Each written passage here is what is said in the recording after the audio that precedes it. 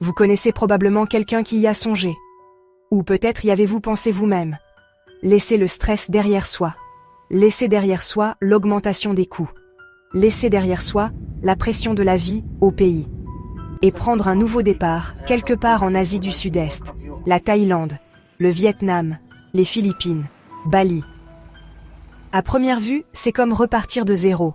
Un climat chaud toute l'année, une nourriture bon marché, un loyer abordable, un rythme de vie plus lent, et une liberté qui semble avoir disparu au pays. Alors vous sautez le pas. Vous vendez ce que vous possédez. Vous quittez votre emploi. Vous mettez votre vie dans une valise. Et vous recommencez dans une partie du monde complètement différente. Et pendant un certain temps, tout semble parfait. La vie semble plus légère, plus simple, plus facile. Mais lentement, quelque chose commence à changer. Pas tout d'un coup. Pas de façon spectaculaire, mais discrètement. Et avec le temps, vous pourriez commencer à réaliser quelque chose d'inattendu. Rentrer chez soi n'est plus simple. Ni émotionnellement, ni financièrement, ni pratiquement. Et c'est là que le sentiment d'être coincé commence. Non pas coincé au même endroit, mais coincé entre deux mondes. Pour comprendre cela, il faut revenir à la raison pour laquelle vous avez déménagé. Car la plupart des gens ne partent pas sans une bonne raison. Chez vous, la vie a probablement commencé à peser plus lourd. Le loyer augmentait plus vite que les revenus. Le travail devenait plus exigeant. Les économies ne suffisaient plus comme avant.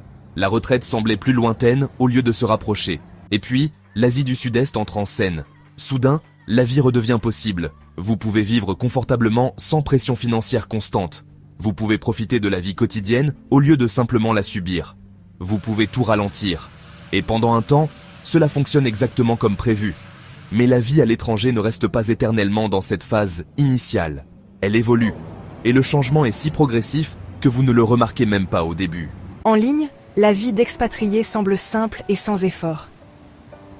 Des cafés sur la plage, des piscines à débordement, la liberté de travailler avec son ordinateur portable, des vidéos qui montrent le rêve de pouvoir vivre partout,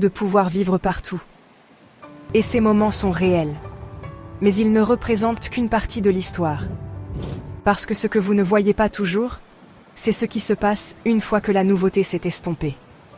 Les renouvellements de visa, l'augmentation des coûts, les préoccupations liées aux soins de santé, une solitude qui apparaît lentement avec le temps, et l'incertitude quant à ce que l'avenir nous réserve réellement. Au début, rien de tout cela ne semble pesant, parce que tout est encore nouveau. Mais finalement, le nouveau devient normal, et la normalité est le moment où la réalité commence à se manifester. Et une fois que cela arrive, les décisions deviennent progressivement des engagements à long terme sans que vous ne vous en rendiez pleinement compte. À un certain point, la vie à l'étranger cesse d'être temporaire. Elle devient votre nouvelle réalité. Alors vous vendez votre maison, vous vendez votre voiture, vous retirez vos économies, vous coupez les liens financiers. Et sur le moment, cela donne une impression de liberté. Pas d'hypothèque, pas de dette, aucune obligation vous attendant au pays. Mais ce qui se passe réellement est plus grave que cela n'y paraît sur le moment. Vous supprimez votre filet de sécurité. Et une fois que ce filet de sécurité a disparu, la vie devient plus difficile à inverser. Car des années plus tard, lorsque les prix de l'immobilier chez vous ont considérablement augmenté, revenir n'est plus simple, même si vous le souhaitez. Parce que rentrer chez soi, ce n'est pas seulement un déménagement. C'est reconstruire toute une vie financière dans un endroit qui a continué sans vous. Et cette prise de conscience change lentement votre façon de voir les choses. Lorsque vous arrivez pour la première fois en Asie du Sud-Est, la vie quotidienne peut sembler étonnamment abordable. Et par rapport à chez vous, c'est souvent le cas. Un condo en bord de mer qui coûterait une fortune chez vous devient soudainement accessible. Un dîner au restaurant tous les soirs coûte moins cher qu'un déjeuner rapide dans de nombreuses villes occidentales. Le covoiturage, les cafés, les voyages de week-end et le confort quotidien ne sont plus considérés comme des dépenses de luxe. Mais quelque chose de subtil commence à se produire lorsque vous arrivez avec une grosse somme d'argent provenant de la vente de vos biens. Cela crée un fort sentiment de liberté financière. Et ce sentiment modifie discrètement votre comportement au fil du temps. Vous ne le remarquez pas au début. Un appartement légèrement mieux commence à sembler raisonnable. Manger au restaurant tous les jours devient normal. Les voyages de week-end et les courtes escapades deviennent des expériences routinières. Et parce que la vie semble plus légère et plus détendue, les dépenses s'étendent naturellement à des choix de vie que vous n'auriez peut-être pas envisagés aussi souvent chez vous. Sortir prendre un verre et aller dans les bars fait partie du rythme hebdomadaire. La vie nocturne commence à sembler facile et accessible au lieu d'être occasionnelle. Même les massages, les soins de spa et les services de confort quotidien semblent normaux parce que les prix semblent bas par rapport à ce que vous paieriez ailleurs. Les dépenses de confort se fondent lentement dans la vie quotidienne sans donner l'impression d'une grande décision. Et parce que tout semble encore moins cher qu'à la maison, il y a rarement un fort sentiment de pression pour contrôler étroitement les dépenses.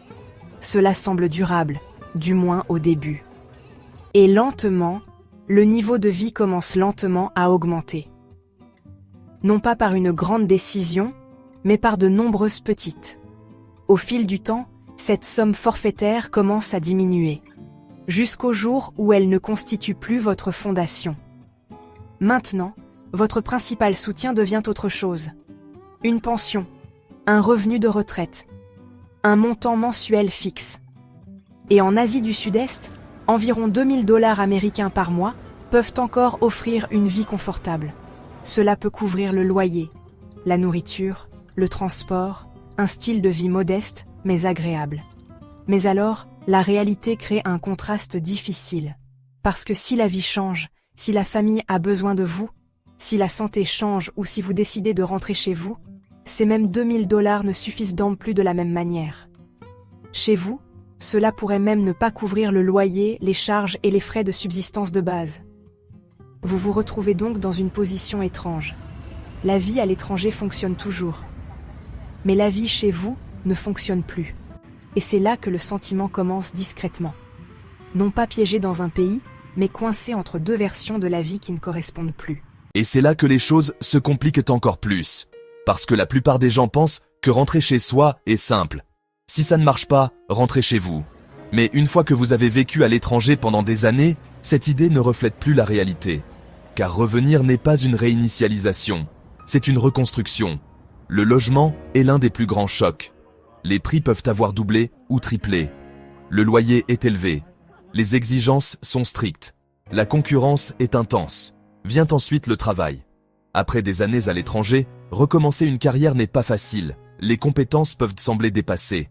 Les industries peuvent avoir changé. Les employeurs peuvent s'interroger sur les lacunes ou l'historique de déménagement. Vient ensuite la vie quotidienne, l'épicerie, les transports, les assurances. Tout semble à nouveau cher. Et émotionnellement, la maison n'est plus toujours la même. Les amis ont avancé. La vie a changé.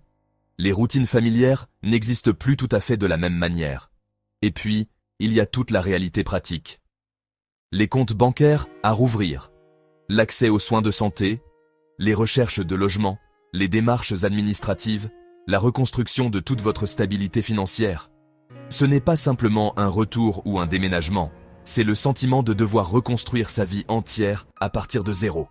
Et c'est pourquoi, même quand vous voulez rentrer, vous hésitez. Et avec le temps, une autre dimension entre en jeu. Le vieillissement. Car lorsque vous déménagez à l'étranger, tout tourne autour du style de vie. Mais plus tard, les priorités changent. La santé devient plus importante. La stabilité devient plus importante. La planification à long terme devient essentielle. Et de nouvelles questions commencent à surgir. Que se passe-t-il si je tombe malade ici ? Que se passe-t-il si j'ai besoin de soins de longue durée ? Que se passe-t-il si je ne peux plus voyager facilement ?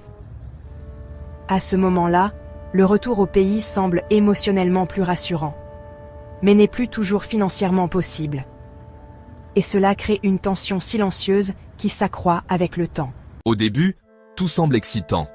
De nouveaux lieux, de nouvelles expériences, une nouvelle liberté. Mais finalement, la vie redevient routinière. Et la distance commence à montrer ses effets. Les gens restés au pays continuent leur vie. Les événements familiaux se produisent sans vous. Les amitiés évoluent lentement avec le temps. Même dans un endroit magnifique, un sentiment de séparation peut grandir discrètement.